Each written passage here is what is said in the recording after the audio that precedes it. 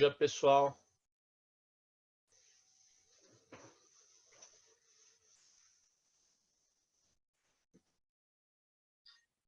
Bom dia. Bom dia, Oi, Maurício. pessoal, bom dia, tudo bem? Bom dia. Tudo bem?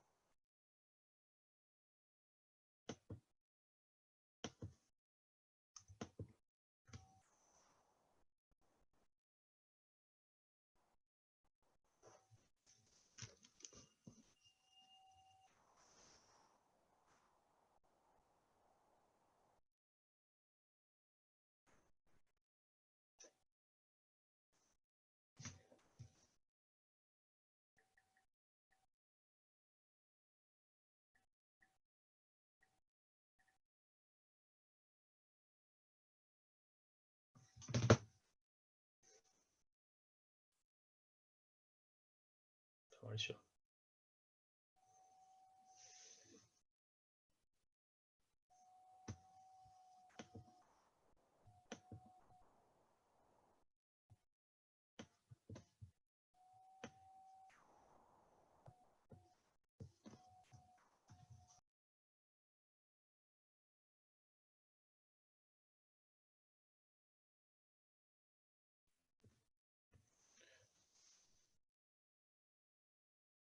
Agora eu estou com áudio. Tudo bem, pessoal? Bom dia. Tudo bom, Maurício? Bastante gente já entrando aqui, os participantes. Bem-vindo, Legal. pessoal. Bom dia, pessoal. Bom dia. Bom dia. Tem gente entrando aqui, vamos esperar um pouquinho só.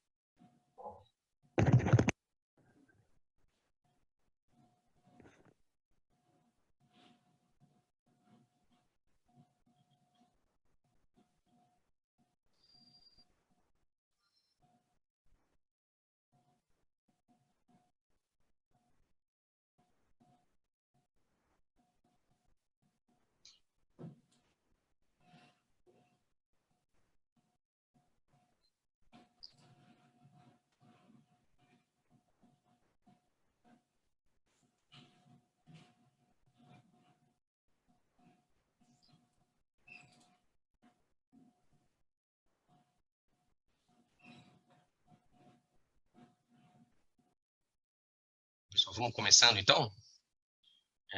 Primeiramente, bom dia a todos e todas. Vejo que temos já 46 pessoas aí no público. Agradeço aí a participação de todo mundo. Nosso tema do webinar de hoje é a digitalização do varejo. É algo que já era uma tendência, né, que a gente está verificando nos últimos anos, é uma forte tendência, né, de mercado, e que acabou se intensificando aí com essa crise que a gente está tendo com o Covid, o coronavírus, né, que os serviços não essenciais, a maior parte dos lugares estão proibidos, né, de funcionar, né, então as lojas, uma boa parte do varejo, né, está proibido de abrir as portas, né, então a gente tem a necessidade de comprar, consumir de uma forma não presencial, e isso leva naturalmente aos varejistas a buscarem alternativas, né, para poder entregar produtos, com muitos cuidados, né, em função todas as questões de contaminação, etc. Já havia, obviamente, né, essa propensão do varejo, né, a digitalizar. O e-commerce é um setor que nunca deixou de crescer, né, nos últimos anos. A gente tem aí, tem aí uns números, né, e aí eu peguei alguns dados da Associação Brasileira de Comércio Eletrônico, a ABCCom, que realmente são bastante impressionantes, né, para os senhores terem uma ideia, já pensando aí no nosso período de crise econômica, né, o setor cresceu pelo menos 11% ao ano, né, então 2015, 22%, 2016, 11%, 2017, 12%, 18, 15%, 2019, 23%, uma projeção, não sei se ela vai se confirmar devido à mudança aí do quadro, né? Em 2020, uma projeção de 18% de crescimento, então realmente é um setor bastante grande. E esse processo, obviamente, está sendo acelerado agora, né, por muitas empresas em função de uma necessidade, né? Bom, como a gente vai ver, né, nesse nosso seminário de hoje, no webinar, não é tão simples, né, a digitalização, e você tem uma série de nuances e uma série de alternativas, né, para você estudar as operações, né? Então, não é apenas virar a chave, né, abrir um site, expor o produto, né? Isso também faz parte, mas existem uma série de outras possibilidades, não é, que podem ser adotadas pelos varejistas, né? Então, sempre buscando aí atingir a maior escala de consumidores possível, né, com a qualidade. E aí, evidentemente, né, alguns cuidados devem ser tomados, né, algumas questões legais devem ser observadas. Nós vamos passar aí pelas principais questões, né? Nós pegamos aí 4 grandes temas para tratar, então a gente dividiu nosso webinar em 4 grupos de temas, né, e aí cada um deles terá um palestrante, né? Então, nós vamos começar falando um pouco de alguns modelos de negócio, né, e reflexos tributários, que vai ser apresentado pelo Rafael Nóbrega, que é o nosso advogado do escritório do Rio de Janeiro. Em seguida, nós vamos falar de contratual e consumidor, né, questões contratuais de consumidor, que vai ser apresentado pela Ludmila Mop, Baia, Paraná. Parte de regulatório vai ser apresentado pelo Jorge Luiz Brito Júnior, do nosso escritório de São Paulo. E, por fim, né, na parte expositiva, nós vamos falar de alguns aspectos trabalhistas que são bem relevantes também. Essa parte vai ser apresentada pela Maria Beatriz Tchoukian, que é do escritório de São Paulo, né? Bom, alguns recados aí paroquiais, né? Então, os palestrantes, eu peço que fiquem com os microfones fechados, né, enquanto não falarem, né, enquanto tiver um expositor. E aos participantes, vocês vão ver aí na tela, na parte de baixo da tela, existe uma aba de Q&A, né, Q&A. Por meio dela, vocês podem fazer perguntas, né, para os palestrantes. E eu só vou pedir a gentileza que vocês identifiquem o palestrante para o qual a pergunta será feita, tá? As respostas, preferencialmente, nós vamos dar ao final do seminário, então nós vamos reservar um tempo aí ao final para responder as perguntas, tá? Dependendo do volume de perguntas, a gente talvez não consiga responder todas, mas obviamente que a gente ao final também vai deixar o nosso contato e vocês fiquem à vontade para endereçar qualquer dúvida que tenha ficado ao final da exposição, ok? Caso as perguntas não tenham sido todas respondidas. Então, sem maiores delongas, eu vou passar a palavra para o Rafael Nóbrega, que vai falar dos modelos de negócio e da parte tributária. Rafael, contigo aí. Bom, pessoal, primeiramente, bom dia.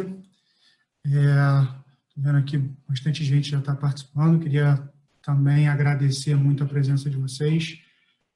O objetivo dessa apresentação é trazer para vocês quais são os principais modelos de digitalização de operações que a gente tem identificado no mercado. Mas antes mesmo de falar desses principais modelos, um ponto que eu gostaria até de reforçar o que o Maurício comentou, né? A mudança, a digitalização das operações, ela é uma mudança do padrão de consumo. ou seja, a gente está vivenciando, embora fosse uma tendência já que o mercado estivesse adotando, atualmente a gente está vivenciando uma mudança de paradigma, uma mudança no padrão de consumo no Brasil. Então, o movimento que os varejistas estão adotando hoje não é um movimento exclusivamente por conta do isolamento e para o isolamento, né? Muitas consequências e muitas dessas operações elas vão se perpetuar, porque a preocupação com a saúde pública ela vai continuar, num primeiro momento, um certo temor das pessoas de ir para a rua também vai continuar, então acredito que o padrão de consumo vai mudar bastante com a utilização cada vez mais presente das plataformas de digitais, né? O que a gente fez, pessoal? A gente selecionou, basicamente, 3 grandes movimentos que a gente tem visto no mercado, não só de clientes do escritório, mas no mercado de forma geral, né? O primeiro deles era a venda remota, o segundo deles são utilizações já de site no ambiente do e-commerce, e o terceiro as plataformas marketplace. Naturalmente, cada um desses modelos tem algumas derivações, os modelos podem ser sofisticados, mas a gente separou esses 3 grandes blocos, né? E de forma bem objetiva, na venda remota, é um movimento bem tímido que muitos varejistas, eles, num primeiro momento, preferiram implementar. Ou seja, o checkout ele continua sendo realizado de forma presencial, mas, de alguma forma, essa venda ela passou a ser fomentada com mais ênfase no canal online. Então, a gente percebeu que a utilização do WhatsApp, por exemplo, passou a ser uma plataforma, uma ferramenta muito útil para tentar, de alguma forma, fomentar a realização de vendas. Aqueles contribuintes que já tinham site, mas não realizavam checkout online, eles passaram a utilizar cada vez mais os seus sites para oferecer essas mercadorias aos seus clientes, e aí, então, o cliente ele faz a reserva da mercadoria e a operação de compra e venda, ela, efetivamente, ela é realizada presencialmente, né? Esse movimento, ele, num primeiro momento, ele foi muito aplicado para aqueles contribuintes que não tinham capital para fazer a virada de chave quase que integral com a criação de um e-commerce. A rotina de back-office muda muito pouco, então foi um movimento que muitas empresas a gente percebeu que preferiram adotar até mesmo para ver como que iam se comportar com essa utilização do canal online. Por quê? Embora você não consiga atingir muita gente com esse mecanismo, ou seja, a capilaridade das suas vendas seja razoavelmente pequena, você consegue já identificar quais seriam as suas dores em relação, por exemplo, à questão de logística, né?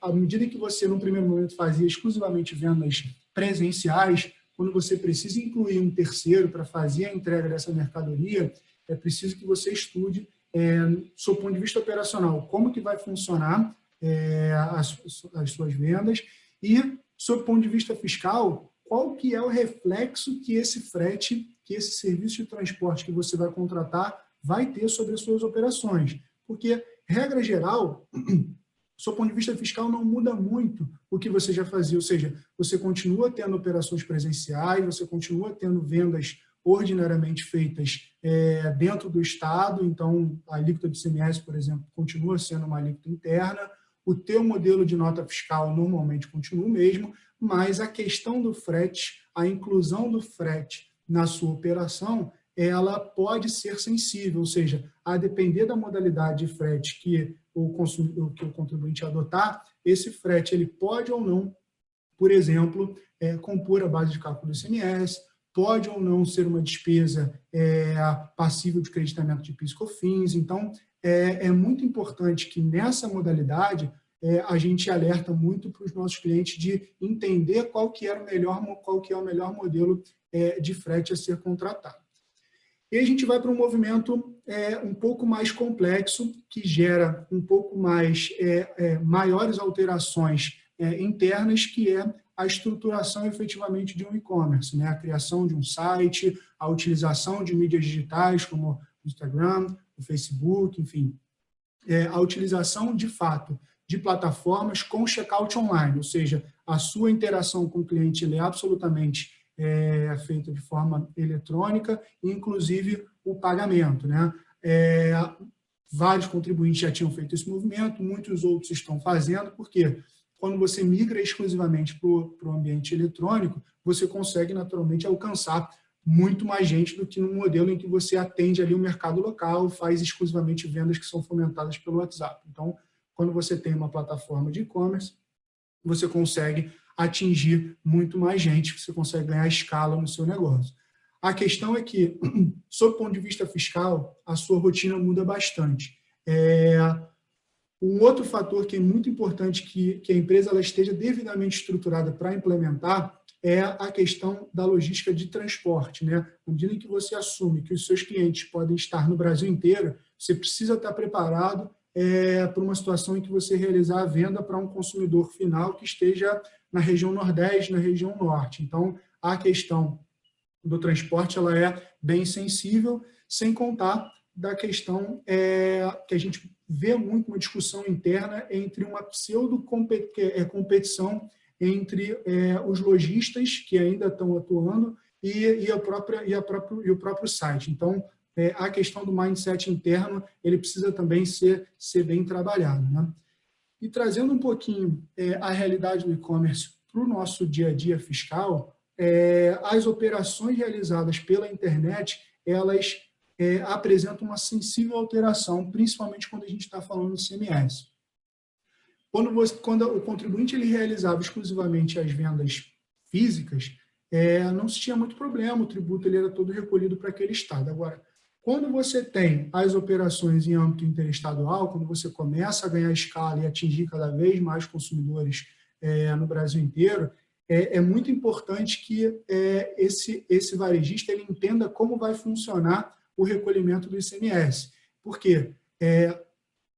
Quando você faz a migração para esse tipo de modelo, parte do tributo passa a ser recolhido para o estado de origem e uma outra parcela para o estado de destino, que é o ICMS diferencial de alíquota. Então, o contribuinte varejista que se dedica à atividade do e-commerce, ele precisa ter esse conhecimento de como vai funcionar o recolhimento do tributo, não só para o estado de origem, mas principalmente para o estado de destino, porque, obviamente, ninguém quer ter nenhuma situação de retenção de mercadoria em barreira fiscal, porque eventualmente se deixou de recolher o tributo para o estado de destino, problemas de entrega, e aí você começa a ter atrito com o seu cliente. Então, a questão do diferencial de alíquota, ele é um dos fatores aqui preponderantes para essa virada de chave.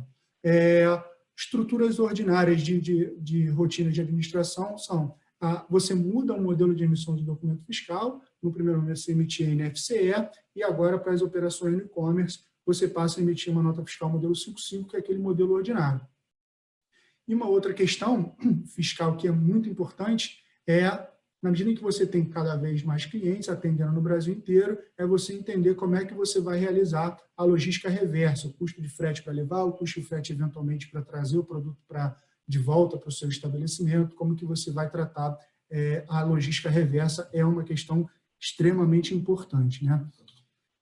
E o terceiro grande movimento que a gente selecionou é a utilização de plataformas de marketplace. Então, aquele varejista que optou por fazer um movimento de criação de um ambiente do e-commerce, muitas vezes ele não tem capital ou não tem até know-how para fazer a operação rodar de forma correta, então ele opta por utilizar plataformas de marketplace que hoje no mercado já oferecem um serviço muito mais completo, ou seja, essas plataformas, originalmente foram instituídas, muitas delas foram instituídas por grandes varejistas que já têm um fluxo contínuo ali de acesso de clientes. Então, ao invés de você criar um site e investir em marketing forte naquele site para que a sua marca se solidifique em âmbito digital, você utiliza a plataforma de um grande varejista para oferecer a mercadoria naquele site. Então, você ganha visibilidade, você melhora a reputação da sua marca, da sua empresa, e a retaguarda, a estrutura para a realização daquela operação, por exemplo, contratação de gateway de pagamento online, o checkout propriamente online, fica a cargo da plataforma, o que significa dizer que você tem menos preocupação com essa etapa, que ela é muito sensível, que é a etapa da efetiva compra, né? Da efetiva realização do negócio. Então, a migração para essas plataformas de marketplace, elas são uma tendência muito visível que a gente tem percebido, principalmente para aqueles varejistas que não têm muita estrutura ou eventualmente querem escalar o seu negócio sem muito recurso, né? Quando a gente olha para os pontos de atenção, de novo, à medida em que você tem uma capilaridade muito maior, você tem uma pulverização muito grande de clientes, a questão de logística ela passa a ser um desafio sempre muito presente. É muito importante que esses sellers eles fiquem devidamente alinhados às diretrizes que as plataformas estabelecem, porque, naturalmente, quando elas começam a receber muitos produtos de terceiro, elas precisam estabelecer algumas regras para que elas também não sejam responsabilizadas, para que elas também não tenham problemas junto às administrações fazendárias. Então, é muito importante que o seller observe essas diretrizes para evitar problemas futuros. Sob o ponto de vista fiscal, a dinâmica do e-commerce é muito parecida, quer dizer, não muda absolutamente nada. Então, o contribuinte que já tem uma estrutura de e-commerce que migra para a plataforma de marketplace já entendeu corretamente ou deve entender corretamente, principalmente aquela questão de ICMS que a gente comentou um pouquinho antes. Então, se a gente pudesse resumir, são esses 3 grandes movimentos que a gente tem identificado: vendas remotas, vendas através já de plataformas digitais e a utilização também de plataformas de marketplace como um alicerce para escalar as suas operações, né? O que a gente percebe? Que esses 3 grandes modelos, eles podem naturalmente ser sofisticados. A gente tem algumas alternativas que podem ser implementadas para esses modelos. Então, a operação Omnichannel, ela já era uma presença muito grande no mercado e que a gente consegue identificar alguns modelos de Omnichannel que podem ser adotados principalmente para o e-commerce, para a venda remota, que fazem sentido nesse momento de isolamento. É claro que o e-commerce, o Omnichannel, ele pode ser adotado para as operações de marketplace, mas nesse momento aqui, nessa webinar, a gente preferiu fazer essa separação, porque para as plataformas tem um serviço de fulfillment que é bem interessante para tentar dar mais escala e viabilizar essas operações. Então, quando a gente fala de Omnichannel, a tônica do Omnichannel é o people-centric, né? Ou seja, o cliente no centro das atenções, o que o varejista ele pode oferecer de comodidade, de agilidade, o que ele pode oferecer àquele cliente para reduzir o atrito e viabilizar a venda, né? Então, hoje, num cenário de isolamento, é muito interessante que as empresas realizem a venda online, mas que a mercadoria ela efetivamente seja entregue por algum transportador. E qual que é o detalhe do Ship from Store nesse cenário que a gente está vivendo hoje, né? Os varejistas eles podem utilizar o estoque que teoricamente está parado nas suas lojas. Então, a gente viu alguns clientes fazendo um movimento de tirar todo o estoque das lojas e fazer a remessa desse estoque para um estabelecimento. Isso, claro, depende de muitos fatores para essa decisão, mas, teoricamente, você não precisa fazer isso. Você pode realizar a venda em ambiente online e ir escoando o estoque que você tem para entregar as mercadorias para os seus clientes. Então, só um detalhe que quando você tem operação dentro da sua própria empresa, ou seja, suas filiais, lojas próprias, essa operação ela tende a ser mais fácil. Quando você tem franquia, um modelo de franquia, essa modalidade ela fica um pouco mais complexa, porque você tem, teoricamente, uma venda de estoque que não pertence ao seu. Então, tem que mexer um pouquinho nessa operação, mas ela também é absolutamente factível. A gente tem a operação do Click and Collect, que é uma operação em que você compra pela internet e opta por retirar aquele produto em um determinado estabelecimento. Isso faz total sentido com o momento de isolamento. E é muito importante que você escolha perfeitamente quem vai ser o seu parceiro para fazer, para receber essas mercadorias para você. Por quê? Se for um estabelecimento de contribuinte, o tratamento fiscal, muitas vezes, pode depender de um regime especial. Se for um estabelecimento de não contribuinte, a depender do Estado, você consegue viabilizar essa operação sem precisar solicitar nenhum tipo de autorização para o Estado. Então, é uma modalidade absolutamente factível, mas precisa ser estudada direitinho para que você não tenha nenhum problema com a Secretaria de Fazenda, por exemplo. Da mesma forma que você tem que pensar bem como é que você vai realizar a dinâmica de devolução e troca de mercadorias. Na medida em que você oferece ao cliente a possibilidade de retirar a mercadoria num outro estabelecimento, é natural que ele queira também, eventualmente, devolver aquele produto ali.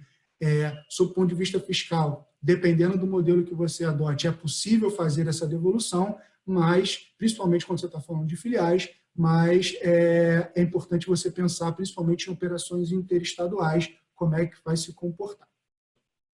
E um terceiro modelo, que ainda está dentro do Click and Collect, mas faz muito sentido e cada vez mais eu acredito que a gente vai passar a ver aqui no Brasil, nos Estados Unidos já tem com mais presença, é a figura do locker, né? Você realizar a venda online e disponibilizar aquele produto num armário espalhado pela cidade, ou seja, ninguém quer aglomeração, as pessoas estão buscando buscar suas mercadorias rápido, então a figura do locker ela passa a ser muito interessante, inclusive quando você está pensando na necessidade de regime especial ou não, a entrega em contribuinte ou não, a figura do locker, ela fica, normalmente ela tende a facilitar a logística da tua operação e, do ponto de vista fiscal, ela tende a ser mais bem aceita, mais bem amoldada à nossa legislação, que ela não está preparada para receber todas essas operações.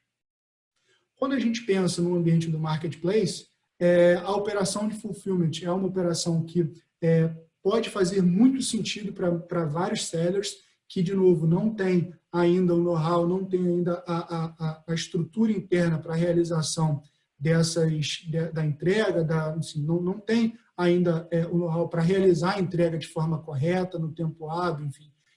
Então, a plataforma de marketplace, sentindo essa dor do varejista, ela passou a oferecer aos seus clientes um serviço quase que completo e o contribuinte ele fica responsável exclusivamente pela venda e com a preocupação exclusivamente daquela questão do ICMS, do diferencial de alíquota. Então, o restante todo fica a cargo da plataforma. Então, pessoal, esses são basicamente os modelos que a gente enxerga que são muito adaptáveis hoje ao cenário, que eles que o contribuinte ele consegue fazer uma virada de chave razoavelmente rápida. Obviamente, muitos detalhes, do ponto de vista fiscal, precisam ser maturados, mas você promover esse tipo de virada de chave ela é absolutamente factível, né? Mas para o futuro, né? Para um futuro de médio prazo, por exemplo, a preocupação com a saúde pública ela vai continuar. As pessoas realmente vão ter muita desconfiança em tocar equipamentos, em realizar qualquer tipo de pagamento que dependa do toque, né? Então, a gente enxerga que as modalidades de pagamento sem contato físico, com pagamento por aproximação, com utilização de QR Code, eles passam a ter cada vez mais relevância, passam a fazer cada vez mais sentido num cenário em que a gente está vivendo de isolamento social, de preocupação muito grande com a higiene de forma geral, né? A boa notícia é que esses meios de pagamento eles já haviam sido implementados no mercado, ou seja, as instituições financeiras já têm devidamente aparelhos para receber esse tipo de operação. Essas operações elas já estão devidamente concatenadas aos sistemas da Secretaria de Fazenda. Então, a utilização dessas modalidades de pagamento a gente enxerga como um segundo passo que, no momento de flexibilização, talvez, do isolamento social, passe a fazer cada vez mais sentido e, sob a ótica fiscal, ele tem pouca ou quase nenhuma repercussão sensível. Você vai continuar emitindo documento fiscal, do ponto de vista de tributação, as operações vão continuar sendo as mesmas. E já no ambiente um pouquinho mais distante, mas também não tão longe, a gente enxerga a utilização das carteiras digitais, da concessão de cashback, ou seja, a utilização de moedas digitais também como uma tendência que pode ser explorada pelo comércio varejista, ou seja, à medida em que as pessoas querem cada vez menos ter acesso ao dinheiro, a tocar em equipamentos, você realizar ali o pagamento com uma moeda digital que está na sua carteira e essa carteira é o teu celular, isso passa a fazer muito sentido. Então, é uma questão que, quando a gente olha para a nossa ótica tributária, a gente começa já a refletir o seguinte: esses novos modelos de negócio, até muito pouco tempo atrás, eram algo disruptivo, eram movimentos que os contribuintes, que os varejistas estavam fazendo para, de alguma forma, atualizar as suas operações. Será que com esse sistema todo que a gente está vivendo, com essa situação toda, melhor dizendo, que a gente está vivendo, será que esses movimentos eles vão passar a ser quase que movimentos essenciais? Isso significa dizer, será que algumas despesas que até muito pouco tempo atrás não eram essenciais, hoje elas podem ser interpretadas como despesas essenciais para que o negócio ele se perpetue, para que o negócio ele se mantenha ativo? Então, despesas dessas naturezas, elas podem, num futuro, ser eventualmente geradoras de crédito PIS/COFINS, elas podem ser despesas boas para fins de imposto de renda e contribuição. Então, quando a gente olha para o futuro e a gente pensa nesses novos modelos de negócio que ainda não estão tão presentes no nosso dia a dia, a gente, de repente, consegue já começar a estudar quais seriam os reflexos fiscais que esses modelos vão trazer e eventual benefício que eles podem trazer também para os varejistas quando a gente olha para a ótica fiscal. Então, pessoal, o meu objetivo nessa webinar, nessa apresentação, foi trazer para vocês os 3 principais grandes movimentos que a gente percebeu, quais são as variações que a gente identificou que são fáceis de ser implementada e que tem total sinergia com o momento que a gente tem hoje de isolamento social. É claro que, quando eu digo fácil, é porque já estão presentes no mercado. Não é algo novo que alguém criou agora, mas é óbvio que quando você pensa na implementação desses modelos, é muito importante, principalmente, que a questão do ICMS, que a parte do frete, ela seja bem estudada para que a sua operação, do seu ponto de vista fiscal, faça sentido e você continue escalando o seu negócio. Então, de forma bem objetiva, esse era o recado que a gente queria dar, trazer para vocês quais são os modelos que a gente tem visto no mercado se implementar de forma mais prática, e eu estou à disposição para responder dúvidas, e estou muito feliz novamente de ter vocês aqui. Agora já são quase 100 participantes. Agradeço mais uma vez a presença de vocês todos. Obrigado, Rafael. Eu queria fazer um comentário também para o futuro. A gente sabe que as operações do Omnichannel, né, tem como um grande desafio a parte tributária, né, a parte de emissão de notas, a parte de aproveitamento de créditos, quando existe aí a logística reversa, quando o consumidor devolve o produto, né, então ele quer devolver em outro estabelecimento, às vezes um estabelecimento que nem pertence ao próprio vendedor, né, e aí ele tem uns entraves para isso, né.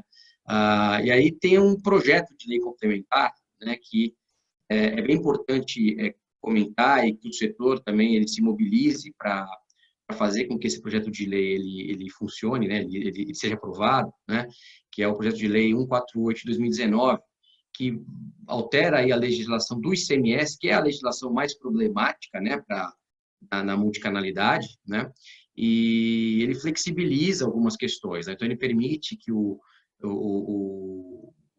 varejista ele use aí uma outra empresa credenciada, né, para receber, como ponto de coleta e recebimento de mercadorias, né, sem que essa remessa para esse credenciado sofra a incidência do ICMS, né? Também permite que o varejista acredite o ICMS, mesmo que a mercadoria seja devolvida nesse credenciado, né, nessa empresa credenciada. Enfim, é um projeto bem interessante. Ele poderia ter algumas melhorias, né, no meu ponto de vista, mas eu acho que é algo que poderia facilitar bastante, né, o fluxo, principalmente quando a gente está falando, você bem lembrou, né, quando tem mais de um estado envolvido na operação, né, a gente sabe que hoje é bastante complexa a questão de você movimentar a mercadoria entre os estados numa operação de multicanalidade, né, muitas vezes precisa ter um regime especial, né, para isso, e esse projeto, ele poderia, em sendo aprovado, até com alguns ajustes, ele poderia facilitar bastante aí a esse fluxo, né. E, então, vamos torcer para que ele seja aprovado e que os setores envolvidos possam ser beneficiados, né. Mas legal, obrigado pela tua exposição. Tem uma pergunta aqui, como eu entrei para falar mesmo, depois da sua fala, né, antes de passar para a Ludmila, uma pergunta aqui quais os desafios da indústria que optar em mudar o modelo de negócio e investir na desintermediação, buscando a venda direta ao consumidor via comércio eletrônico? Dado o poder do varejo em vários segmentos, é o momento da indústria pensar nisso? O que você pensa disso? Olha, o movimento de digitalização ele pode ser adotado para todos. Assim, a gente vê uma maior propensão do varejo, porque é aquele que tem maior contato com o consumidor final. Do ponto de vista de indústria, sim, faz algum sentido, só que eu acho que alguma coisa que tem que pensar é que a capilaridade dessas operações e talvez o volume dessas operações vai fazer sentido para um segmento industrial, ou seja, normalmente uma indústria ela vende uma quantidade muito grande, ela atende um mercado já pré-determinado, compras muito grandes.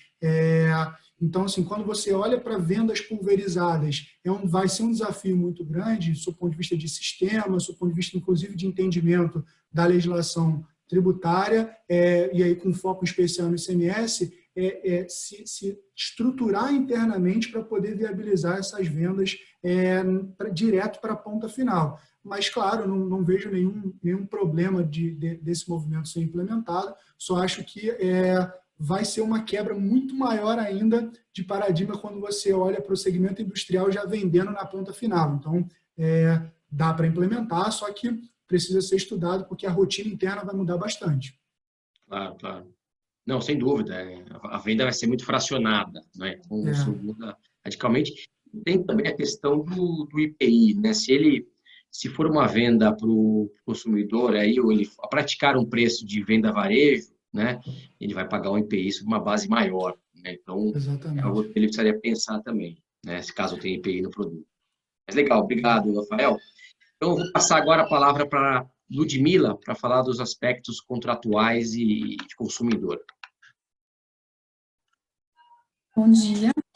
Então, na linha aí do que já foi comentado, né, o movimento decorrente aí da pandemia é que ou se acelerem esses processos, né, de venda online, que já estava encaminhado, ou que isso se torne uma necessidade. Porque, de fato, essa situação ela impactou na forma como o brasileiro vai consumir. Ou ela intensificou a quantidade ou a abrangência de aquisição online, ou ela até inseriu nesse formato de compra consumidores que não estavam habituados, né?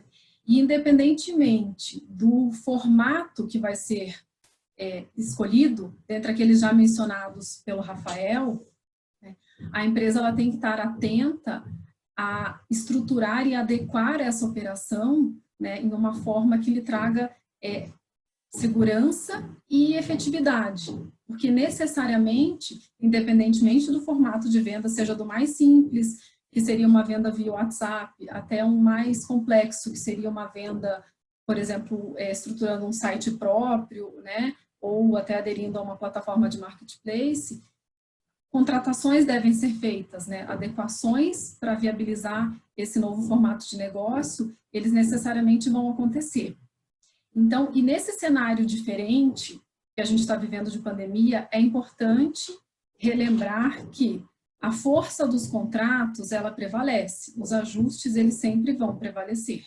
Então, ainda que estejam falando muito sobre a questão, a pandemia pode constituir uma situação de força maior, e eventualmente relativizar uma obrigação contratual, excluir uma obrigação contratual, isso é uma exceção, e é uma exceção que pode ser aplicada para contratos que já tinham sido firmados anteriormente, ou seja, as partes foram surpreendidas pela situação da pandemia, e essa surpresa trouxe algum tipo de alteração da situação que eventualmente pode levar a uma reformulação daquele ajuste.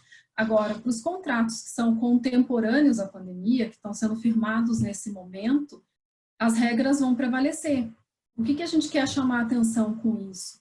Que eu não vou poder, num segundo momento, então, assim, essa pressa, talvez, né, de promover uma adequação para uma venda online, a necessidade de vender online, porque meu estabelecimento físico está fechado, ela não vai poder servir como justificativa lá no futuro para falar, mas esse contrato, esse fornecedor, este valor não está adequado.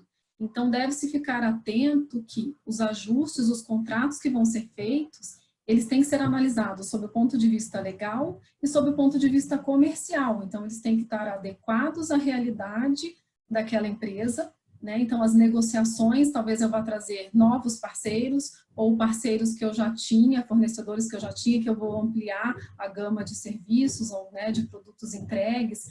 Porque nessas operações, assim como eu falei, da mais simples, se eu penso, vou promover uma venda por WhatsApp, os vendedores da minha loja vão começar a vender por WhatsApp, então necessariamente eu vou ter que contratar um motoboy para promover aquela entrega. Eu também vou ter que ter uma estrutura, se eu já não tiver, de que os meus vendedores tenham acesso, por exemplo, online, naquele momento, ao estoque, né, para que garanta a entrega daquele produto, enfim, informe para o consumidor que de fato aquele produto está disponível ou não, né?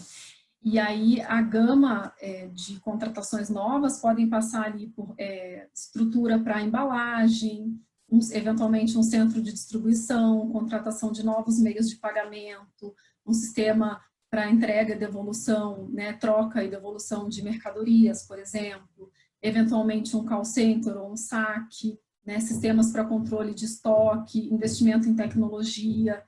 Então, tudo isso passa por contratações. Ainda quando eu estou contratando, por exemplo, numa plataforma de marketplace, que eu tenho ali muitos serviços já condensados, torna então esse contrato, essa contratação muito mais complexa, porque eu estou numa mesma gama adquirindo vários tipos de serviço que vão viabilizar essa minha venda online. E é importante trazer, então, fornecedores e parceiros que também já tenham uma boa fama, que tenham uma boa estrutura, que garantam a qualidade e agilidade que eu quero ter com aquela venda online. Porque a gente tem o seguinte cenário, né, no nosso ordenamento jurídico. Dentro de uma cadeia de consumo, de venda, todos aqueles envolvidos na cadeia, eles respondem solidariamente perante o consumidor. Então, se eventualmente eu tenho uma falha de entrega do produto, não cumpriu o prazo de entrega, o consumidor vai poder reclamar de qualquer um dos envolvidos nessa cadeia. Mas, geralmente, o consumidor reclama do vendedor, perante o vendedor ou perante o fabricante. Então, a minha imagem, então, se eu não tiver bons parceiros, né, e que cumprem os prazos, enfim, a minha imagem perante o consumidor é que vai ficar prejudicada. Porque dificilmente o consumidor vai ter um pensamento, nunca mais vou contratar nenhuma venda online que tenha aquele transportador. Talvez ele pense, eu nunca mais vou comprar daquela marca ou daquela loja, né? Mas ele não está tão interessado. E ainda que eu tenha nessa relação com os meus fornecedores um direito garantido, que é o direito de regresso, que também está previsto no Código de Defesa do Consumidor, então eu posso me insurgir contra aquele que causou aquela falha, né, aquele defeito. Esse direito de regresso ele não é automático. Eu tenho que exercê-lo, às vezes eu preciso movimentar o judiciário para isso. Então, eu preciso estar atento nessas contratações sobre dois aspectos, né? Garantir uma contratação adequada, contratar pessoas com uma estrutura apta, né? Condizente com a minha venda, com o tipo de produto que eu tenho, né? Com as especificidades daquela venda. E também balizar essa situação de direito de regresso. As partes podem estabelecer até onde vai a minha responsabilidade e começa a responsabilidade do outro. Um exemplo simples e fácil é a questão do transporte, né? Então, se o produto for danificado no transporte, eu tenho o direito de ressarcimento perante a transportadora. Eu, vendedor, tenho o direito de ser ressarcido. Talvez também seja interessante já ajustar quais são os valores ou percentuais para que isso aconteça, eventualmente indicar nos contratos multas, né, para estimular a boa prestação de serviço por aquele parceiro, né? Então, são cuidados interessantes que devem se ter cuidado e que eles também já linkam um pouco com a questão da relação de consumo, que é uma relação muito delicada, porque a gente tem no Brasil uma cultura, assim, o consumidor tem uma cultura de ser passado para trás. E talvez seja por isso, né, que a gente tem um Código de Defesa do Consumidor tão completo, tão amplo, com regras tão fortes e protetivas ao consumidor. Então, e certamente, assim, eu garantindo a aplicação das regras do Código de Defesa do Consumidor, que visam um bom atendimento, né, uma boa entrega de um produto regular, de uma forma satisfatória, eu também estou fazendo um encantamento do meu consumidor, porque na venda online, a minha loja é online, ele tem que ter uma boa experiência online, né, ele tem que querer voltar para comprar ali. E dentro disso, se eu cumpro, por exemplo, um dos princípios também da relação de consumo, que é o princípio da transparência da informação, eu já estou levando mais segurança para o consumidor, ele vai querer voltar e comprar ali.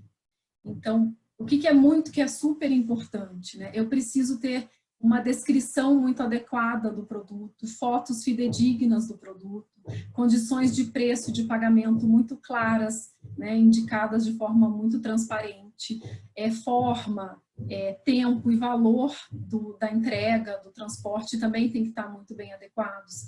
Se eventualmente eu tenho uma restrição, se eu decidir atuar só em uma determinada região, porque o Brasil é um país muito amplo e às vezes num primeiro momento que eu vou iniciar uma operação de e-commerce, eu não tenho interesse em vender para o país inteiro ou para o estado, eu quero delimitar a região.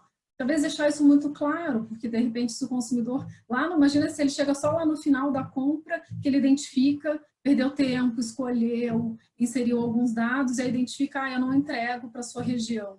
Então, essa transparência, ela tem que ficar muito clara, né? As informações têm que estar claras, o consumidor tem que se sentir seguro, né?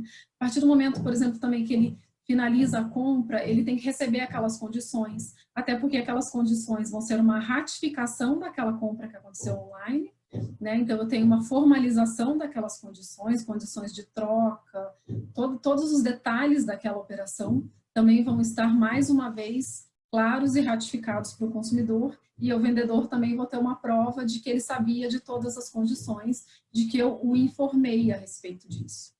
O canal de comunicação também é um ponto importante, né? Eu deixar claras todos os dados da empresa vendedora, dos fornecedores envolvidos. Eventualmente, se eu estou revendendo um produto importado, eu também preciso colocar os dados do fabricante desse produto, ainda que seja um fabricante do exterior. Tudo isso tem que constar ali, né? O consumidor, então, de fato, ele precisa ter uma visão global daquela operação. Ele precisa se sentir seguro para prosseguir. E dentro desse cenário da venda online, a gente tem uma diferença na relação de consumo, que é a questão do direito de arrependimento. Então, assim, na relação, qualquer compra online, ela vai ser tratada como uma compra à distância. Quando eu falo online, estrito lato sensu, da gente falar em todos os meios, WhatsApp, site, redes sociais, né, enfim, lato sensu de fato. Então, assim, o consumidor, nesse formato de compra, ele tem um direito de arrependimento pelo simples arrependimento. Recebi, não gostei, não quero, tenho 7 dias para devolver a mercadoria. Então, esse é um risco do negócio e eu, como vendedor, vou ter que assumir a despesa da entrega, né, da remessa e da devolução desse produto. Então, tem que estar preparado, estruturado para isso, para também suportar esse ônus, né? Tem uma outra situação também que é muito delicada, que é a questão, a gente deve lembrar, o anúncio, ele vincula o vendedor.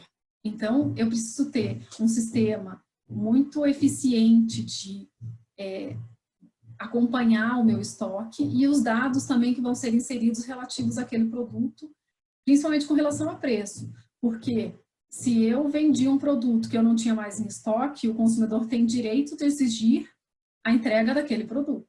Substituir por outro, ou rescindir aquela compra e ser ressarcido, né, ser devolvido o valor que ele pagou, é uma opção dele, ele pode exigir a entrega daquele produto.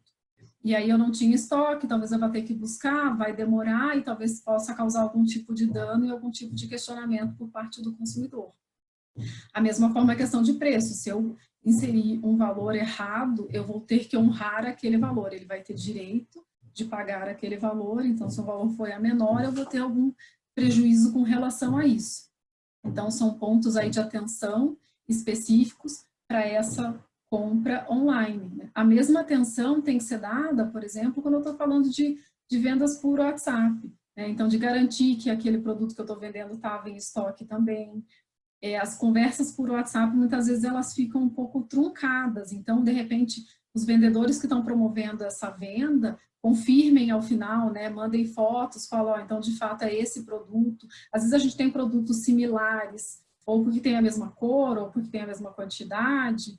É importante também relembrar, existem muitas situações aí de vendas pela internet, que às vezes a pessoa acha que está comprando, por exemplo, um produto que tem 200 ml e está comprando de 100, porque o vendedor omitiu ou deixou aquela informação pequenininha, induzindo o consumidor ao erro, falando, nossa, esse preço está muito atrativo, mas ele está achando que está comprando um produto maior, porque a foto mostra uma proporção diferente. Então, precisa ter um compasso, né, uma realidade entre as informações que estão ali e aquilo que o consumidor vai, de fato, receber. Um outro ponto importante é que a venda online, ela necessariamente implica a coleta de dados, né? E aí a gente tem que pensar na questão de segurança dos dados. Muito embora, né, a Lei de Proteção de Dados ainda não esteja vigente, né, a lei brasileira, ela está na iminência de, né? Ela tem uma previsão de vigência para agosto desse ano.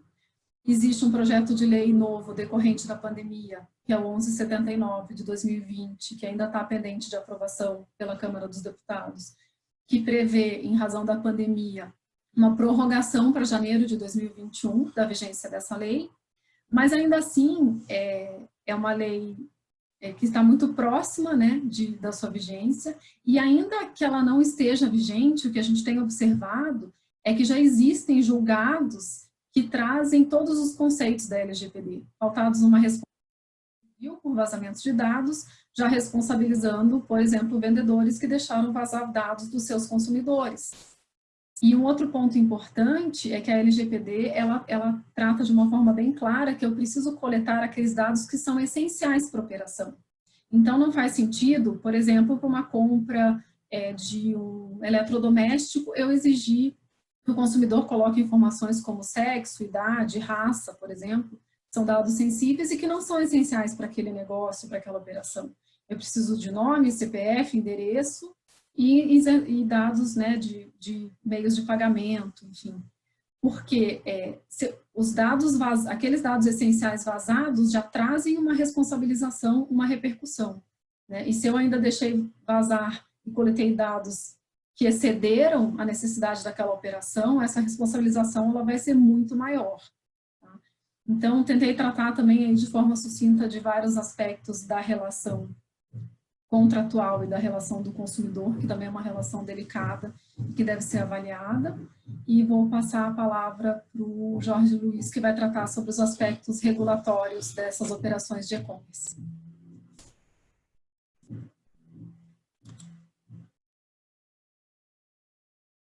Bom, pessoal, Maurício, pode começar já? Bom, pessoal, a minha apresentação aqui na estrutura do nosso evento aqui, ela é um pouco residual, né? Quando a gente fala de regulatório, realmente são muitos entes produzindo regras, né? E aí seria muito difícil a gente abordar todas. Então, nessa sessão aqui, eu vou colocar um pouco quais são os assuntos mais relevantes aqui, mais de novidade, né? Em relação ao Covid, que afetam aí o comércio, o varejo online, né?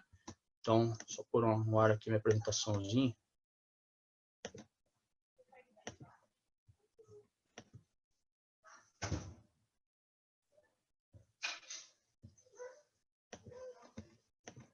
Bom, primeiro ponto é a questão que a Lud já avançou um pouquinho, né? A questão de proteção de dados, né?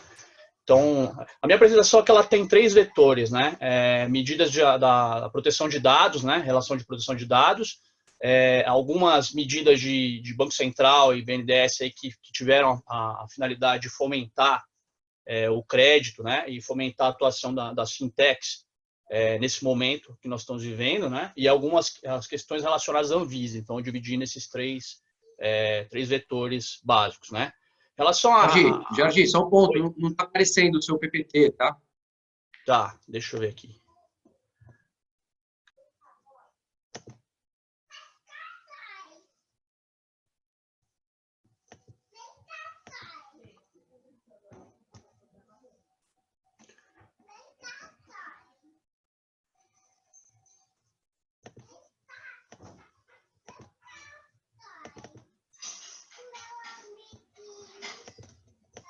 Não estou conseguindo colocar aqui, mas para a gente não prejudicar, depois eu vou avançar aqui, Maurício.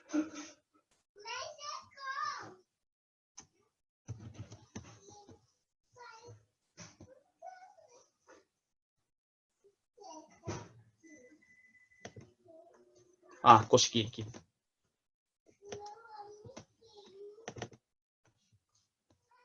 Certo?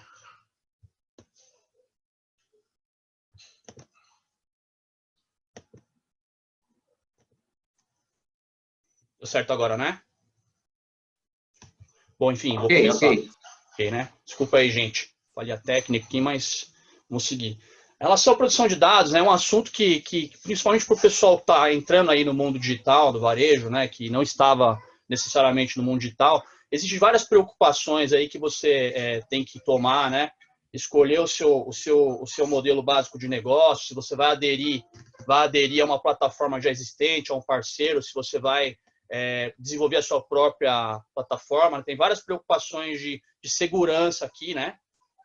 E digo segurança até do próprio varejista, né? Eu estava, alguns clientes que a gente tem contato aí, tem estabelecido alguns fluxos, né, de segurança para filmar todo o processo de embalagem das mercadorias, porque isso pode gerar um problema de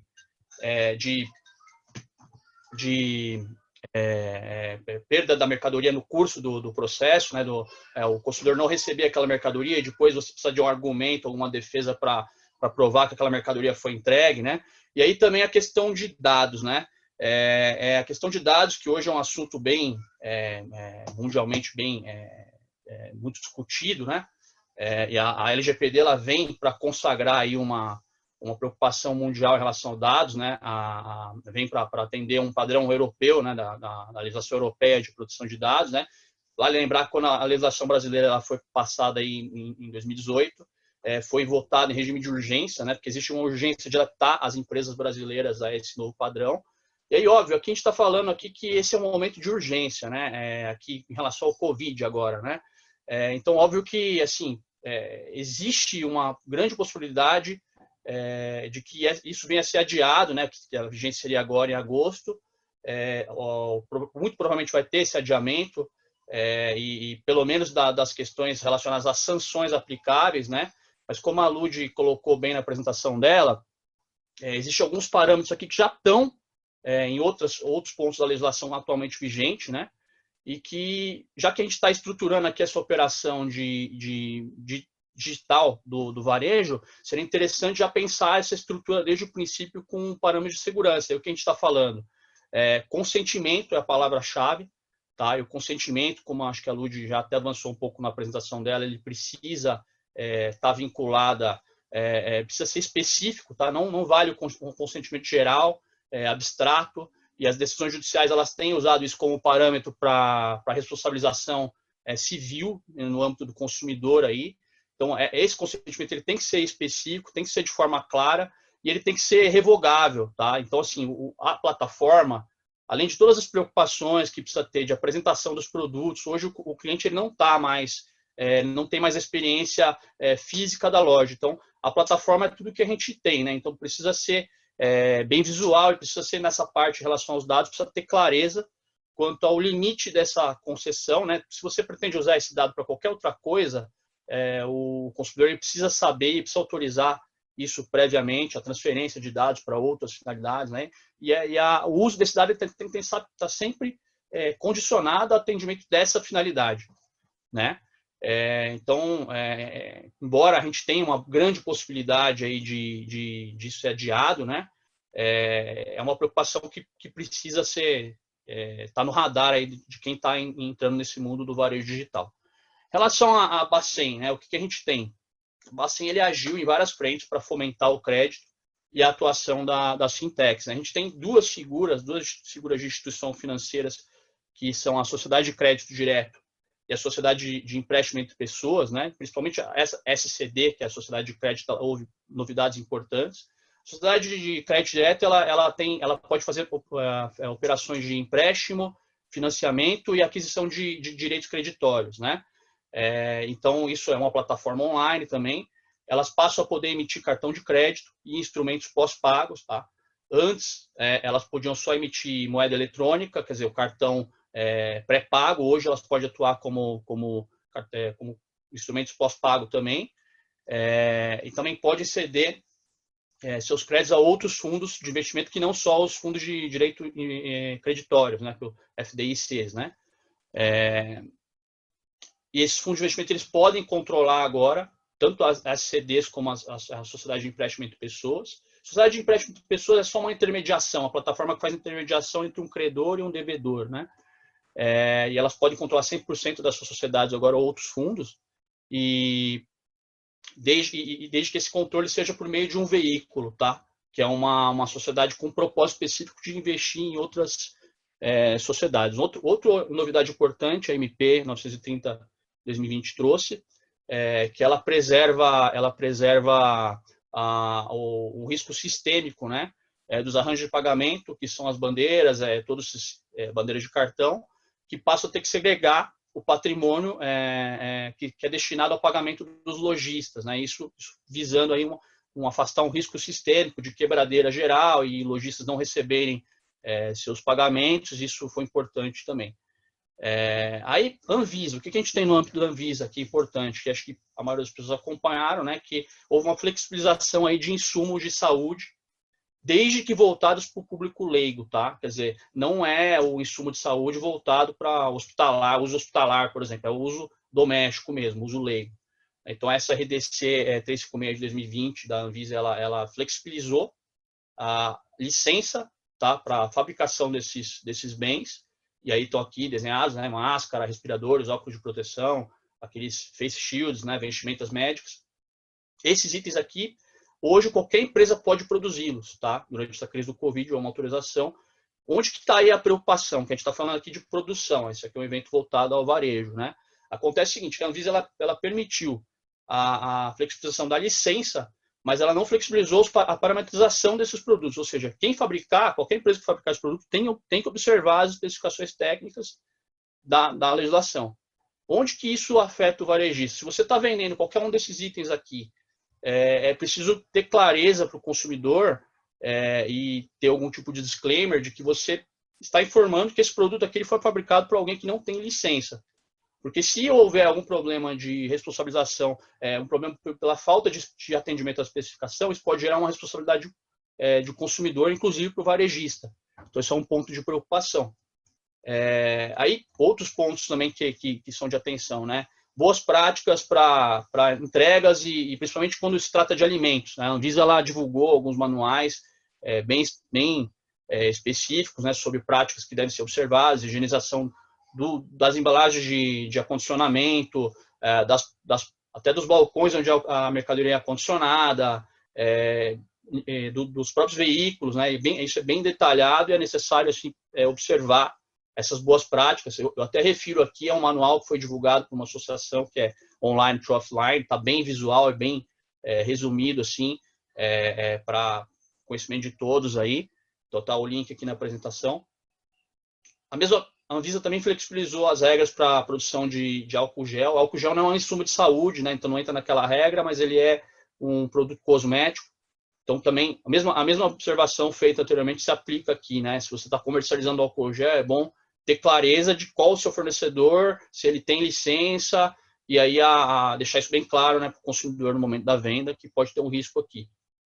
Outro ponto também foi a suspensão do aumento, né, de medicamentos, que aconteceria anualmente, foi suspensa em razão do Covid, e a atuação do BNDES aí concedendo linhas de crédito, principalmente para pequenos empreendedores, né? Então, basicamente, essas são as novidades, tá? Aí eu fico à disposição para perguntas também, Maurício, é isso.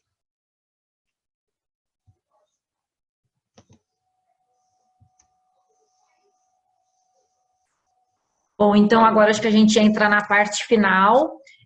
Nós vamos falar sobre os efeitos trabalhistas relacionados a essas operações e basicamente a gente selecionou 3 aspectos importantes que a gente imagina aí que está todo mundo enfrentando para debater sobre isso.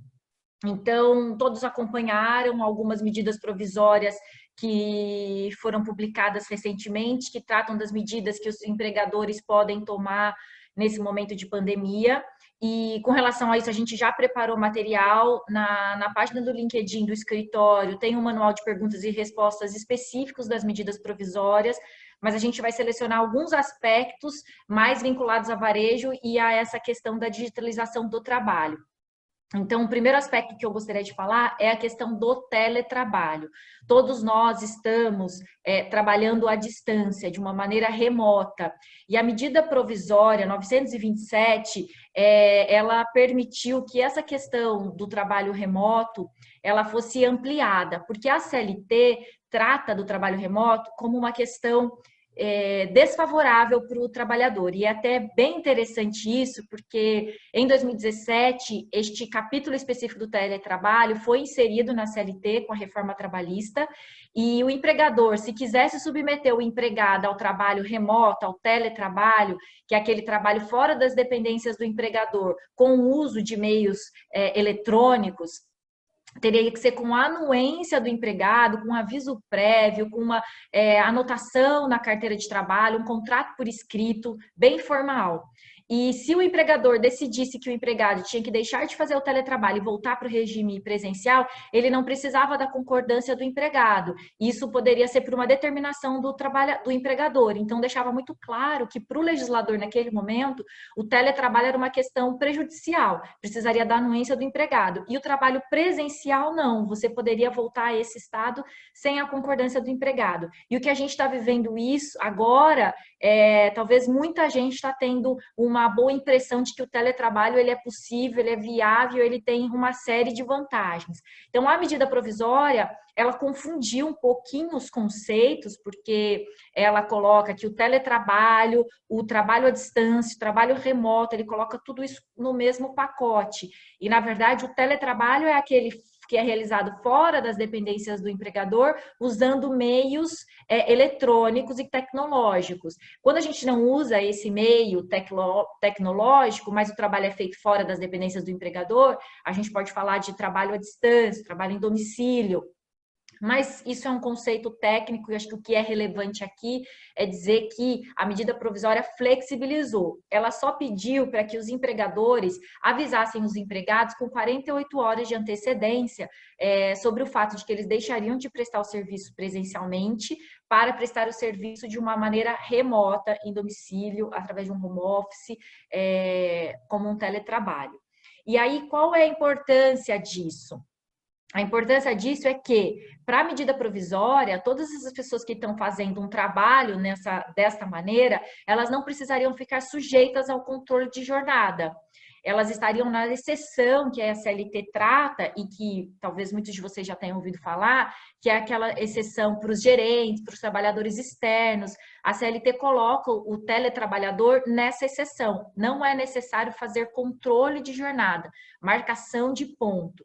Então, se não é necessário fazer o controle de jornada, não vai ser necessário o pagamento de horas extras. Então, esse é um ponto muito importante da medida provisória. E aí, neste aspecto, a medida provisória vai além. Ela fala, inclusive, que o uso de aplicativos de comunicação não configura tempo à disposição do empregador. Ou seja, troca de mensagens por WhatsApp ou outro tipo de aplicativo que muitas vezes a empresa possa ter internamente, que é para comunicação, não configuraria tempo à disposição do empregador. E por que ela está dizendo isso? Que não configura horas de trabalho e pagamento de horas extras. Só que qual é o alerta que a gente tem que ter aqui?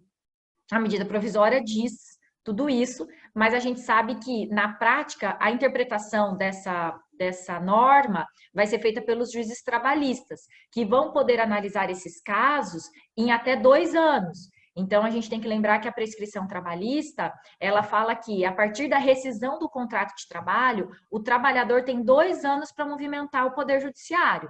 Então, a gente tem que pensar com a cabeça do juiz, que em 2021, 2022, vai analisar a conduta desse empregado para realmente saber se ele estava na exceção da lei ou não. E hoje a gente já tem uma jurisprudência, a gente tem decisões consolidadas do Poder Judiciário no sentido de que esses aplicativos, assim como e-mails, são formas de controle de jornada, sim. O empregado, ele tem direito à desconexão. E a partir do momento que ele vê uma mensagem no grupo da empresa ou uma mensagem no chefe, 8 horas da noite, 9 horas da noite, na madrugada, o fato simples dele parar o que ele está fazendo, o seu lazer, a sua desconexão, para olhar a mensagem, isso já é suficiente para ferir esse direito à desconexão que o trabalhador tem e que, portanto, seria um tempo à disposição e o pagamento de horas extras. Então, qual é o cuidado que a gente tem que ter? A lei, ela permite não ter o controle, mas isso não significa que a gente pode controlar de um jeito informal. Se o empregador exige que o empregado 9 horas da manhã esteja conectado, faça seu login, entre em reunião, responda mensagens, 6 horas da tarde, faça determinadas atividades e controle essa atividade, ainda que remotamente, seja por login, seja por determinação de participação em reunião, respostas a e-mails, respostas a aplicativos de mensagem, isso é um controle de jornada. Então, se o trabalhador consegue demonstrar isso na Justiça do Trabalho, ele vai ganhar as horas extras relacionadas às horas que extrapolarem aquela sua rotina diária, 8 horas diárias, aquilo que for a sua carga habitual. Então, embora a medida provisória enquadre os teletrabalhadores como um regime de exceção, para que a gente possa justificar esse regime de exceção, o trabalhador tem que ter liberdade de organizar o seu dia e cumprir as suas tarefas naquele horário que ele decidir. Essa é a natureza do teletrabalho. É óbvio que vai ter um núcleo ali de horário, né? Que todo mundo vai trabalhar ao mesmo tempo para que seja possível fazer as reuniões, você ter as comunicações, mas não pode haver o controle. Então, eu queria deixar isso muito claro, que acho que é uma parte importante para a gente não confundir os conceitos e lembrar que, no final, quem vai julgar o Poder Judiciário, a gente já tem, historicamente, este perfil de decisão. Outro ponto importante que a medida provisória determina é que as questões de fornecimento e manutenção de equipamentos, isso deve estar num contrato escrito, definindo quem é que vai arcar com isso, se é o empregado, se é o empregador, em que medida, em que limite. E esse contrato, esse acordo, esse documento escrito, ele pode ser feito em até 30 dias depois que é estabelecido o teletrabalho. Então, esses são os pontos principais que eu acredito que estejam afetando muitas empresas e que é uma novidade na legislação trabalhista. E outro aspecto que a gente gostaria de dividir aqui com vocês é a questão do enquadramento dos empregados nessas novas atividades.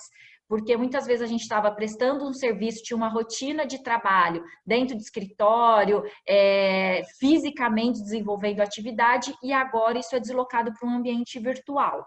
E aí, nesse aspecto, podem surgir discussões relacionadas a desvio de função e acúmulo de função. O que é isso na Justiça do Trabalho? O desvio de função, ele é caracterizado quando o empregado foi contratado para uma determinada atividade e no desenvolvimento do seu contrato de trabalho, ele passa a fazer outra atividade que não era vinculada àquela atividade para a qual ele foi contratado.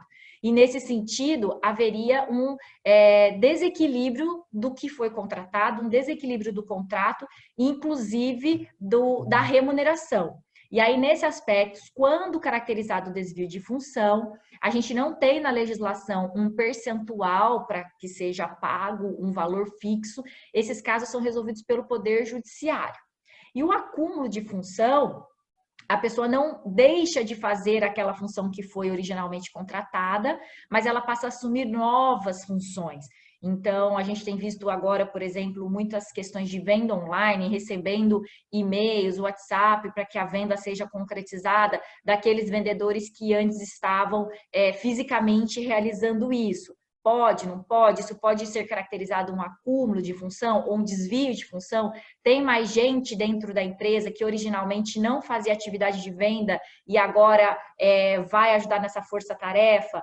Então, esses conceitos são importantes para a gente ter em mente, porque a única regulamentação que a CLT tem nesse aspecto, ou ela é para dizer que o empregado, ele se obriga a fazer todas as atividades que são compatíveis com a sua obrigação, com a sua condição pessoal. Então, nesse aspecto, é o que a gente tem que ter em mente para poder defender algum tipo de escolha no sentido de dar novas funções ou funções diferentes para o empregado, tem que ser compatível com a sua função, porque é isso que tem que ser compatível com a sua condição pessoal. Então, o que é o perfil daquele empregado, o que ele consegue trabalhar, qual é a formação técnica dele, para a gente conseguir atribuir funções diferenciadas e conseguir justificar que não se caracteriza nem um desvio, nem um acúmulo, porque são atividades que fazem parte do seu contrato de trabalho e da sua condição pessoal. Assim, inibiria ou teria uma boa defesa em eventual questionamento judicial, que provavelmente o empregado vai pedir um acréscimo, um percentual, um adicional ao seu salário pelo desvio ou pelo acúmulo de função. Ou podem existir questionamentos sobre equiparação salarial, que são aqueles casos em que o empregado, ele deixa de fazer uma atividade ou passa a fazer uma nova atividade, e nessa nova atividade que ele desempenha em funções idênticas a um outro empregado, o salário do outro empregado é superior ao dele. Então, neste tipo de ação, a gente fala que são ações que discutem a equiparação salarial, o juiz vai analisar a rotina de atividade, e se as atividades forem idênticas, o juiz vai determinar o pagamento de idênticos salários. Então, a nossa função aqui era mais trazer esses pontos de alerta, porque o que a gente vem praticando hoje, e na nossa visão existem muitos atos que vão ser incorporados nesse nosso novo normal, e a gente não pode abrir margem para discussão de algum tipo de passivo trabalhista. Então, nesse aspecto, a readequação das atividades dos empregados, ela deve levar em consideração os pontos que eu falei, para a gente evitar a possibilidade de discussão tanto do desvio quanto do acúmulo de função ou da equiparação salarial. Então, esses eram os pontos principais que eu gostaria de discutir com vocês. Se vocês tiverem alguma pergunta, podem direcionar para esse Q&A, e passo a palavra para o Maurício para organizar as perguntas que a gente já recebeu. Um bom dia a todos. Obrigado, Bia. Obrigado aí a todos os palestrantes, participantes. Eu vou ter umas perguntas aqui já que chegaram do pessoal. Deixa eu só... Acho que eu vou organizar por palestrante, é mais fácil, né? O tema. Começando aí com o Rafael. Rafael, seu microfone está fechado. Abre o microfone, por favor. Um participante perguntou aqui se existe algum benefício no estado do Paraná para a venda no e-commerce. E-commerce no Paraná tem um programa chamado Paraná Competitivo. É um benefício que na verdade, ele atinge um segmento muito grande, entre eles o e-commerce. É interessante você avaliar, tem crédito presumido, tem algumas operações que você pode, sim, utilizar um tratamento especial. Então, vale a pena dar uma olhada no programa Paraná Competitivo. Legal. Tem mais uma pergunta aqui. Como fica a tributação e responsabilidades na utilização de terceiros para ampliação das vendas online? Ou seja, um terceiro alheio ao quadro de empregados da empresa receber uma espécie de comissão por ter publicado e intermediado a venda. Estou entendendo aqui que um terceiro seria um marketplace, né, para impulsionar as vendas, não é? Bom, esse terceiro, eu vou começar, Rafael, já te passo a palavra. Esse terceiro, ele ao receber uma verba de intermediação, obviamente ele vai pagar aí os tributos sobre esse montante que vai receber, e em especial o imposto sobre serviços, né, o ISS, né, para o município em que ele estiver estabelecido, tá? Agora, a tributação das operações de venda ficam a cargo do vendedor. Então, não é porque você, o varejista, vai vender via o marketplace e o marketplace que vai pagar aí o ICMS, por exemplo. O ICMS é seu, né? Pode haver aí uma responsabilização do marketplace, né? Se o vendedor... e aí existem umas regras aqui em São Paulo, existem umas regras específicas para a intermediação de operações de venda, né? Via marketplace. em que existe uma obrigação acessória do marketplace informar o fisco, né, sobre as operações, e aí tem uma legislação específica, né, sobre que tipo de informação que o marketplace, ou o intermediário, no caso, né, ele precisa prestar, e caso ele não preste, é interessante, caso ele não preste, na verdade, existe uma regra que pode responsabilizar o marketplace, né, de forma solidária.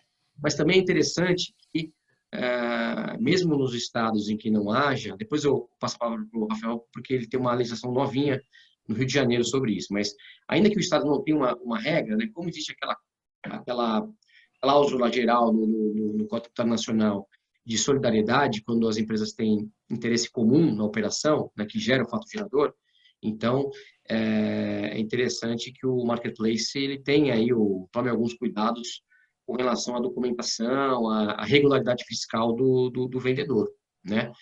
Então, eu vejo uma possibilidade de responsabilização, mas não do vendedor pelos tributos do intermediário, do marketplace, mas o contrário, né? Eu vejo aí uma possibilidade de alguma responsabilização do vendedor por atos do marketplace, por questões aí de consumidor, alguma questão de falha na informação, enfim. Aí até a gente pode depois passar aí a palavra para a Ludmila, mas antes, se o Rafael quiser complementar aí com relação à legislação específica do Rio de Janeiro, né? Maurício, até a ideia é só trazer essa Lei 8.725 de 2020, ela foi editada agora, no início de abril, e ela muda muito o cenário do marketplace instituído aqui no Rio, né? Então, essas regras de responsabilização, o Estado do Rio de Janeiro ele passou a transferir a responsabilidade pelo recolhimento do tributo devido pelo seller, pelo parceiro, às plataformas ou muitas vezes até mesmo para a instituição financeira que realiza viabiliza aquela operação em âmbito digital. Então, hoje, a legislação do Rio, ela é uma legislação nova, os contribuintes ela está em vigor, mas ainda não está produzindo efeitos, e é uma norma que a gente está estudando com bastante cautela, porque a interpretação e a aplicação, na nossa maneira de ver, dessa norma de forma indiscriminada, ela pode dificultar muito o ambiente do marketplace no Rio de Janeiro, porque imagina, você deslocar para a plataforma a responsabilidade pelo recolhimento do ICMS de todos os parceiros que estão ali, significa dizer que aquela plataforma, além dela viabilizar a realização das vendas, ela vai ter que ser responsável pelo recolhimento do ICMS para cada uma dessas operações, porque, como você bem disse, né, ordinariamente, o ICMS ele é devido pelo vendedor. A plataforma de marketplace ela é exclusivamente uma prestadora de serviço. Mas o Estado do Rio de Janeiro, aproveitando aquele convênio 106 lá de 2017 e a regra do 128 do CTN, buscou algumas alternativas para, ao invés de fiscalizar cada um desses players que estão acoplados às plataformas, centralizar a fiscalização e, consequentemente, a exigência do tributo sobre essas plataformas ou, de novo, até mesmo sobre as instituições financeiras. Então, para o Rio, tem uma atenção especial por força dessa lei que foi editada agora em abril. Então, tem que prestar bastante atenção como é que você vai instituir a tua operação aqui no Estado para não evitar um problema no futuro. Ludmila, poder comentar também a questão, porque a pergunta é ampla, né? Tributação e responsabilidades na utilização de terceiros, né? Pode haver algum tipo de responsabilização para o vendedor? Eu acho que é isso que está sendo perguntado. O vendedor pode ser responsabilizado por algum ato do intermediário, ou seja, do marketplace, no caso, Ludmila?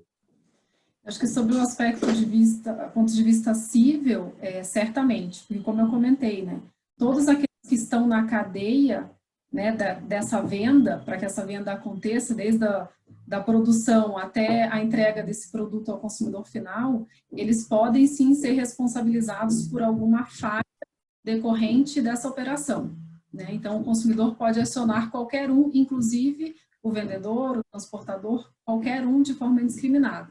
Por isso que é muito importante que o ajuste entre esses fornecedores seja muito bem balizado, as responsabilidades estejam muito bem estabelecidas ou quantificadas, né? Para que depois, quando isso ocorra, eu possa exercer esse direito de regresso, eu possa buscar esse ressarcimento. Então, eventualmente, o vendedor o entregador ele tem que ter meios para cobrar daquele que de fato deu causa àquela falha, né, e que fez incorrer naquela questão. Até mesmo eventuais obrigações que são, né, tributárias, e porque eu não vou entrar nesse aspecto porque não é a minha expertise, mas que eu não posso, dentro de uma norma contratual, trazer uma regra diferente daquela regra tributária a quem cabe o recolhimento e tal. Mas, eventualmente, né, aquele que estava obrigado de promover aquele recolhimento, não tendo promovido e em alguma disputa aí tributária eu também ser responsabilizado em conjunto, talvez eu possa balizar no contrato como também depois vai ser ajustado o impacto entre essas partes, né, dessas relações. Também poderia ser tratado, então, esse direito de regresso, não só sob o ponto de vista de uma responsabilidade do consumidor, mas talvez de uma responsabilidade tributária também por uma falha daquele que tem a obrigação, né, de promover o recolhimento. Aí eu acho que não vou passar dessa esfera porque não é a área do meu conhecimento, mas certamente, contratualmente, isso pode estar previsto. Perfeito. Tem um comentário aqui, na verdade, eu acho que é um comentário a uma pergunta anterior, né, mas que sobre o assunto tributário, mas esse comentário chegou depois da gente ter respondido, então acabou que a indústria poderia abrir uma filial varejo para isso, acho que é aquela pergunta do outro participante sobre a indústria vender diretamente, né? Nesse caso, ela transfere a produção para esta filial. Sim, é possível. Não sei se você quer comentar alguma coisa, Rafael. Tem uma regrinha de IPI, né, para transferência para filial varejista, né, uma base de cálculo de 90% do valor da venda, alguma coisa assim, mas é perfeitamente possível, sim. Se você quer comentar alguma coisa? Por exemplo, o segmento de moda aqui no Rio de Janeiro, ele já é um segmento que adota muito esse modelo de negócio, ou seja, por conta até da Lei 6331, que é um benefício fiscal adotado para o segmento de moda, as empresas elas têm indústria, porque o benefício ele no primeiro momento, focado para o segmento industrial e, consequentemente, após a produção, ela abastece as próprias lojas e aí consegue, no consolidado, usufruir de forma mais efetiva desse benefício. Então, quando a gente olha para esse movimento do industrial, talvez valha a pena você pensar na cadeia como um todo e se eventualmente você, em algum desses momentos, seja na fase industrial ou eventualmente no próprio comércio varejista, você consegue associar a sua produção e a sua operação de forma geral algum benefício. Mas esse detalhe do IPI é bem importante, realmente tem que ficar atento, mas acho que basicamente é isso. Agora aqui uma pergunta para a Beatriz. Caso eu coloque um funcionário da loja para trabalhar remotamente, o regime do contrato muda? Estou obrigado a fornecer equipamentos e dar treinamento? Aí eu vou fazer uma minha, tá? Eu estava pensando nisso quando você falava.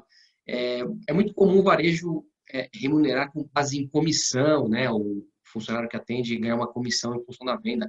É possível fazer isso também numa venda remota, online? É menos pessoal, mas isso é possível?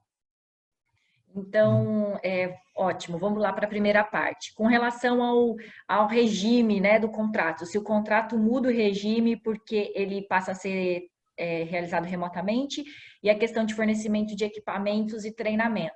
Então, não há alteração do regime do contrato, o que existe é só essa questão da empresa decidir se ela precisa fazer o controle, porque pela sua rotina é necessário que o empregado cumpra exatamente a jornada pré-estabelecida, e aí, se isso for rotina, é importante, então, que tenha uma anotação de jornada, que pode ser uma ficha, pode ser manualmente preenchido, ou hoje já existem muitas empresas que oferecem um serviço de controle de jornada por aplicativos, um controle remoto.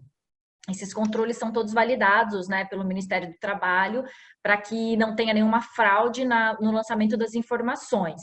Esse é o cuidado que precisa ter na contratação de empresas para poder fazer esse apontamento remoto. E cabe ao empregador dar, sim, treinamentos, especialmente com relação à ergonomia. E essa talvez seja uma dificuldade muito grande, porque as pessoas foram colocadas nessa forma de prestação de serviços em regime de urgência. e dificilmente todo mundo tem a mesa com a altura adequada, a cadeira adequada. Então, nesse sentido, é importante que o empregador, ele, na medida do possível e do que esteja ao alcance, forneça orientações, equipamentos ou até treinamentos à distância que possam conscientizar os trabalhadores do melhor uso das questões ergonômicas, porque isso, a gente não sabe quanto tempo vai durar essa forma de prestação de serviço, e isso pode gerar algum tipo de agravamento de doenças que os profissionais já tenham, ou até mesmo desenvolver algum tipo de doença. Isso é óbvio que depende de laudo médico, mas se constatado o nexo de causalidade entre a doença e a forma da prestação de serviço, o empregador vai ser responsabilizado. E com relação à comissão, a comissão é definida pelo empregador, né? Então, ele vai fixar qual vai ser o percentual e qual vai ser a base para cálculo dessa comissão. Quais são os cuidados que precisam ser tomados? Não pode ter nenhuma alteração que gere alguma lesão ao empregado de forma direta ou indireta, porque isso a CLT proíbe. Então, nesse aspecto, precisa verificar se a conta final vai manter o valor que o empregado recebe. É óbvio que há uma variação, né? Porque a gente está falando em comissão, então é aquela parcela salarial variável, e aí as limitações que a gente tem se o trabalhador recebe o fixo mais o variável, e esse variável talvez seja menor por a condição que a gente está vivendo, isso é o risco mesmo da forma de pagamento, não há o que ser feito. Para aqueles que são comissionistas puros, que só vivem da comissão, aí nesse sentido tem a garantia de fazer o pagamento de um salário mínimo. E envolvendo toda essa operação, a medida provisória 936 hoje permite a redução de salário de jornada, a redução de salário proporcionalmente à jornada, que é um ponto muito importante de atenção para os casos mais drásticos, né, de perda mesmo de resultado do empregador e impossibilidade de manutenção da mesma renda para os empregados. Então, essas seriam as alternativas. Perfeito. Obrigado, Bia. Mais uma pergunta rapidinho, a gente está com o tempo já estourando. O Jorge Luiz, perguntando aqui se a empresa deve atualizar o KNAI. Sim. Via de regra, o KNAI ele tem que estar coerente com o contrato social, né? Pensando em uma empresa que ela está migrando do modelo presencial para o modelo online, provavelmente ela já tem no KNAI dela a seção de varejo, né? Comércio varejista. Então, essa mudança não é necessária, a não ser que haja uma mudança do produto vendido. Aí sim você tem que estar coerente sempre com o KNAI, com o contrato social, né? E lembrando também que as plataformas de marketplace que existem, que você pode aderir a uma delas, elas exigem essa coerência do KNAI, tá? É uma premissa. Você não pode operar no marketplace desses grandes se você não tiver o KNAI correto. Então, eles vão verificar isso é importante, né? E aí tem que fazer a informação em todos os entes da federação, né? Na Receita Federal, em todos os níveis, Receita Federal, Estado e municípios. Essa mudança também tem que ser informada, se for o caso. Perfeito. Aqui tem mais alguma? Não, só. Mas, bom, acho que vamos fazer uma pergunta aqui. Então, queria agradecer aí a todos os participantes por nos prestigiar. Eu vejo que as pessoas ficaram até o final aqui, então muito, muito bom. Foi bem útil. Gostaria de parabenizar e agradecer também os palestrantes, o Rafael, a Ludmila, o Jorge Luiz e a Beatriz. Aqui a gente está com os contatos, né? Algumas pessoas pediram, né, os contatos, então aqui está aí na tela, a gente vai deixar um pouquinho aí para vocês pegarem, né?